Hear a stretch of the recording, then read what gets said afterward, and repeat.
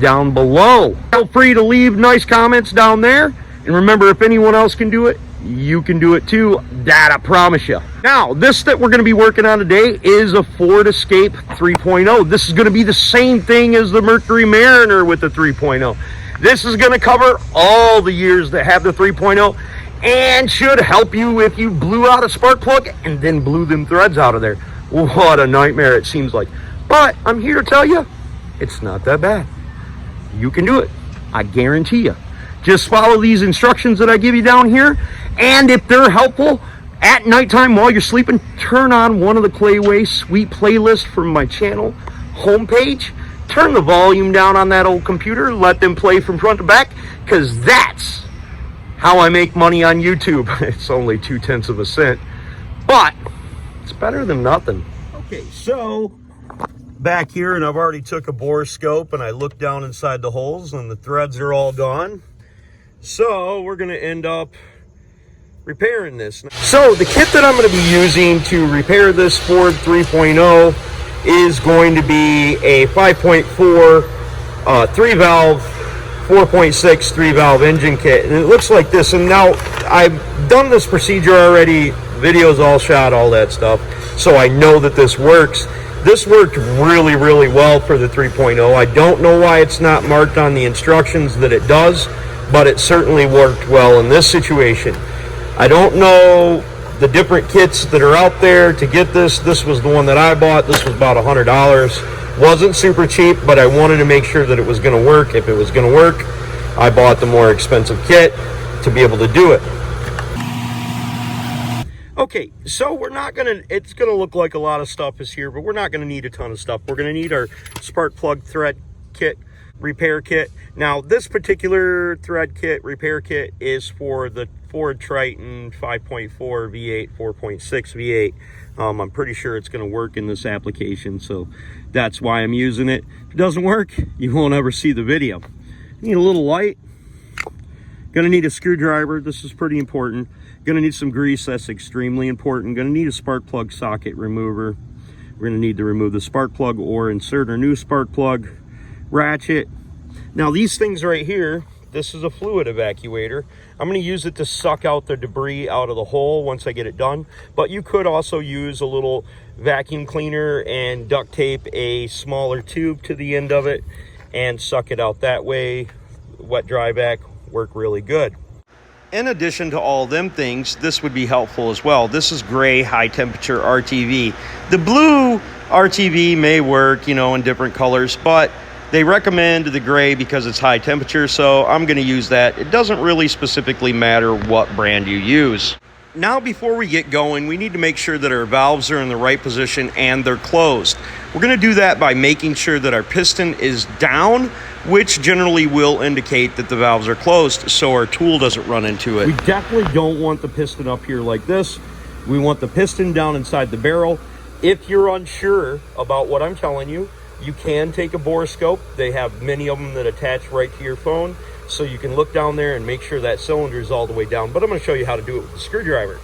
Okay, so we need to remove the spark plug and coil, and like in this situation, it bit it pretty good. So we need to do that. And if your intake has to come off, you have to remove your intake. I got pretty good video on removing that, so I'll show you how to remove that in another video. And we're going to need a screwdriver. Now, as you can tell, looking at this screwdriver, I'll give you something to measure it against. It's about that long. What I need to do is I need to remove the spark plug, and then I need to stick the screwdriver in there. Now, when you're going to feel it hit where the spark plug goes. Now, we need to go down much further than that. We need to make sure our piston's down, which in this situation, my piston is down. My screwdriver is actually hitting up against the hole right there, and it's dropped all the way down. If it was not dropped down, and you'll know the difference, or at least you should know the difference if you can't figure out the difference of when the piston's up and down by doing a couple simple tests, you probably should let a professional do this for you. But what you can do is you could hop in the car, and even with the intake off, your spark plug coils disconnected, and your fuel relay fuel pump relay unplugged. If you're worried about them types of things, I'm not going to worry about that for hitting this car over, because I'm just going to go like this with my key. Bink, bink, and I'm going to step out. I'm going to stick my screwdriver in there and make sure my piston's not up. Now, meaning you just get in the car, hit it, blink, check it. Okay, it's not down in the middle. Blink again. What this does is it closes the valves inside the engine, as I explained earlier. Then you make sure your screwdriver can drop down in there real well, and that means your valve should be closed. The other alternative, which I don't like and I'm not going to do, is remove the valve cover, and you can make sure it's off the lobes. That gets a little bit complicated for folks, and I don't quite understand that. So this is the simplest way of doing it, and you don't have anything to worry about. It's not going to start up on you, especially if you just unplugged all the coils. It definitely ain't going to start up on you. Or with the intake off of there, it shouldn't run anyways, but it could possibly run because it'll still suck in air and be putting in fuel if your fuel injectors are plugged in, etc., etc. So be mindful of that. But we're going to get going and fix this spark plug hole. Okay, so this is what your screwdriver is going to do when the piston is up. I can't insert that very far in there. That's as far as I can go. But when I go to a piston that's down, I can insert it quite a bit, and it'll go really far inside there. You can see the difference between this piston being up towards the top. You can't get much screwdriver in there at all. But when this piston's down at the bottom, you can get almost the whole length of the screwdriver in there. Well, I tried to use the bore scope to show you guys this, but apparently they get rustled around quite a bit, so we're gonna try. Okay, my bore scope was broken, so I'm giving you guys a pretty nice shot, and you should be able to see threads there, but you can't. So that's why we're doing this. Grabbing the tap tool portion of our kit, we're gonna put this grease on every single groove on here, so it'll catch the metal shavings as we cut into the new spark plug threads. Now, taking out the extender tool out of our kit, we're going to have that all greased up, and we're going to start cutting our new threads. Now we can quite simply drop that down inside the cylinder head, and because of our knurl being the same size hole, it lines up really, really well. Now, the good thing about this particular tool is it fits in the barrel of the spark plug hole very straight, so then it'll square up our hole so we don't have to worry about it going oblong. Now, grabbing our 3/8 ratchet and probably a 3 or 6 inch extension, we can put it on the inserter tool. Now, I turned this about 10 times and it didn't feel like it's doing anything, but then after a couple turns it started biting in there, and could pretty much do it one-handed. Look at the depth of your socket as it goes down. We're just cutting new threads.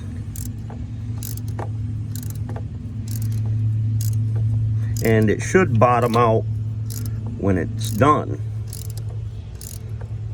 Now, you could crank this puppy down, but when it gets real solid, it's probably time to come back out. So we're gonna go ahead and remove this sucker out of here and take a look down inside there.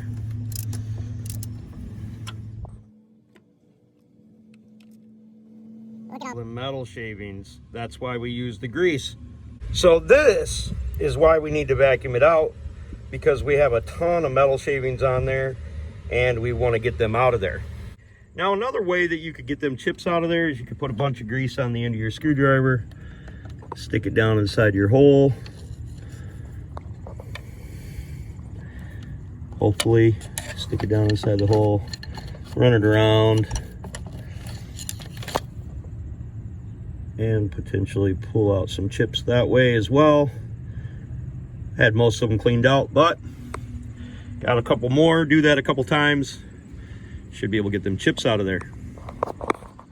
Now, hopefully you guys can see that there's new threads cut inside there, and we need to get ready to start cleaning this thing out. We can insert our new threads, or we can clean it out first, whichever comes, you know, whichever you want, but eventually we're gonna have to suck all that stuff out of there. So once we vacuumed our metal shavings and stuff out of there, now we go ahead and we're gonna insert the new coil for our spark plug. Now this coil on the top of it has knurls. So it's gonna go down inside the cylinder like this, and we're gonna use this portion of the tool to insert it, and we'll screw this onto here properly, making sure that that's at the top. Then we'll insert that into our tool, screw this into the hole after we put the gray RTV on the outside of it. Now we've got our RTV inserted on there, we've got our hole cleaned out. Now we're gonna go insert our knurl. Now here's my thoughts on, not only, if you can tell, I haven't started threading that in yet, but my thoughts on the actual engine and what could happen. Right now, to fix this the exact right, 100% sure we're not gonna have any problems way, is gonna require removing the cylinder head. My thought about that is this is an old vehicle, it's probably not worth the cost of removing a cylinder head. So we're trying to avoid doing that. What do you have before you started? Something that's no good and won't work. What is the possibility of having something that's no good and possibly won't work when you're done with this procedure? Probably a lot less. So thinking about the metal shavings dropping down in there or worrying about that too much is probably futile, because you've already got something that's junk now. So pay attention to where I have the level of my socket. I'm going to screw it down in there, and I'll show you the level of the socket once it's all the way inserted, and then you'll know. I know it doesn't look a lot different, but we could definitely tell that we were tight with the ratchet, because it becomes very, very hard to turn. I just snugged it up. Probably like 15 foot-pounds would be what I would think, maybe even 25. Now I'm going to try to remove the center portion of the knurl without that adhering to my actual new threads that I put down inside there. So we'll see how that turns out. Now it should have turned for half a second pretty tough, but then loosened up really quickly. Like, you can tell that the two halves are separate. So more than likely, we should be able to just pull this right up off of here. I'm gonna unscrew it most of the way by hand, if at all possible.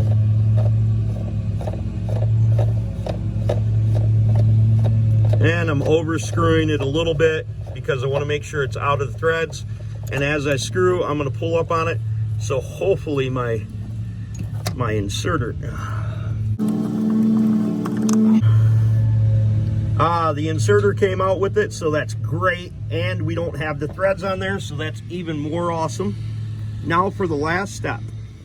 Now the last tool inside the box is this little thing. Now what this does is you stick it down in the end of here, and you whack it once or twice with a hammer, and it locks in the little knurls, hopefully into the metal like it's supposed to. And then we wait a little while because we want our RTV to seal up, and we insert our spark plug. Okay, so now we're gonna drop our socket down inside there, like so. And we're gonna give her a little tap, and I'm gonna try to do this, but I'm just gonna give it a sharp tap, not super hard, but not super soft either, and drive that sucker down in there. But I need two hands because I want to hold on to this right here. But I think just about right now, if you left it the way it was, it'd probably be just fine. This is a part of the kit and the way it's supposed to be done, so I'm going to do it. When I was tapping this, it did feel like it was going down just a hair. You could barely feel it move, but it did feel like it moved, or did something anyways. And eureka. So we've got our new threads installed in there, and we need to do a little bit more cleaning up inside there now, but she's looking good. Now I'm gonna go get a new spark plug boot for this, and a new coil and a new spark plug, and put that in there and see how she goes once we get the intake all back together. Okay, so if you have any concerns or doubts that one of your coils in the rear is not good after your spark plug blew out because the threads flew out of there, we can always remove one of the coils that are up in front that are very easy to change and put it in the back of there. Okay, so we've gotten everything tightened down. We got everything put back together, and we double check our work before we go in, keeping our fingers crossed that nothing happened, which I'm quite certain it didn't, because these are just aluminum shavings that would be dropping down on the cylinders, and hopefully, if any of them got left in there, it's all good. So my suspicion is that this is going to smoke a little bit when it starts up, and it's going to run a little bit rough for a couple moments, but all right, sounds good. Sounds good, sounds real good. Put our hand on the engine, and it doesn't feel like it's misfiring. I don't hear the spark plug blowing out of there. Now the test is to take it out, drive it, get some pressure up in there, and blows out the spark plug, you got big problems. I doubt that's going to be the case in this situation or in your situation, because if anyone else can do it, I know if I can do it, y'all can do it too. So let's take it out for a drive, see how she goes. So we got that old Ford Escape fixed up really good, and it runs smooth as heck. Took it for a drive. No spark plug blowing out of them holes. Remember, if anyone else can do it, you can do it too. That I promise you. If you've got a question for me and it's automotive related, I can't help you with your baby mama drama, but you can hit me up on Clay's AC and Auto Repair on the Facebook Messenger, and I'll certainly try to help you out. Remember, at nighttime, when you're going to sleep, turn your computer on and open up that Clayway playlist. Put one of my sweet long playlists on and let that sucker play from front to back. God bless you folks. I hope I helped you save some money. You were able to get the job done.